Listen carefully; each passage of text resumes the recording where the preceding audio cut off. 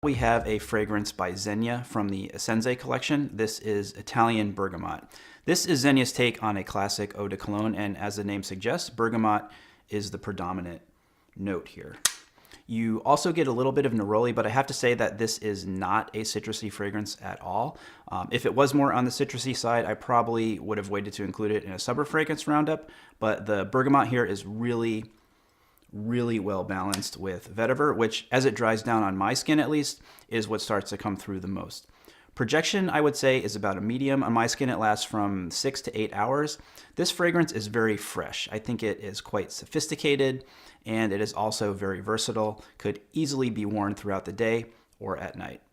Next is a fragrance by Labo. This is Santal 33. If you are not familiar with this one already, the best way I can describe it is to say that it's kind of like that song that you hear on the radio all the time, but you have no clue what it's called or who sings it. This is one of Labo's most popular fragrances, and I guarantee that you have smelled this before.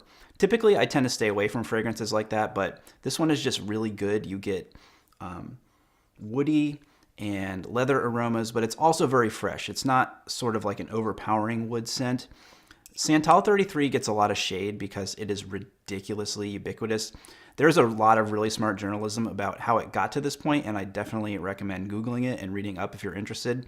The joke nowadays is that there aren't many people left that don't smell like this anymore, but as much as I want to not like it because of that, I just can't, because it's a very good fragrance and I do really like it on my skin.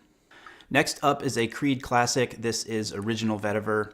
Vetiver, if you didn't already know, is a tropical grass native to India. Usually the root portion of the plant is where the oils are extracted from, but Creed actually infuses the root, the leaves, and the heart of the plant for this fragrance. The result is, as you expect, it does have a very grassy smell to it. It is very fresh, and as it starts to dry down on my skin, I do get slight hints of citrus, and then almost sort of a soapy quality. Very clean, very fresh. Creed on their website calls Original Vetiver vivacious and sophisticated, and I think that is a really good characterization of this fragrance. Like many Creed fragrances, this one sort of seems simple on the surface and it just works, but as you drill down into the subtlety of it, you really start to appreciate it even more. This fragrance for me is a great everyday spring fragrance. Next up is a fragrance from the House of Amouage called Dia For Man. This one for me is a very classic masculine scent. I've read some reviews online where people say that it reminds them of the way their grandfather smelled, and I like that. I think it's a very cool facet of this fragrance that it can evoke that sort of nostalgia for people. This one was an instant hit for me. I was first introduced to it at Oswald in New York City, which is a fantastic fragrance boutique. This fragrance is, again, very masculine. It has a bit of a spice to it, but it is light and it is subtle. It doesn't have a huge projection and it doesn't stay on my skin for that long, maybe like 4 hours max, but I'm not saying that as a negative thing. Dia For Man is like the perfect fragrance for a date, in my opinion. It has a kind of subtle and timeless sexiness to it that is only going to be shared by someone who's sitting close to you, which makes it and you even more intriguing. Finally, we have a phenomenal fragrance from Tom Ford.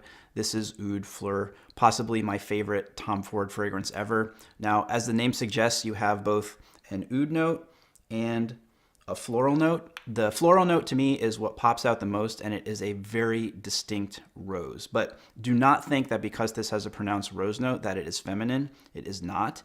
There are other sort of rose-centric fragrances out there that are marketed as a unisex fragrance.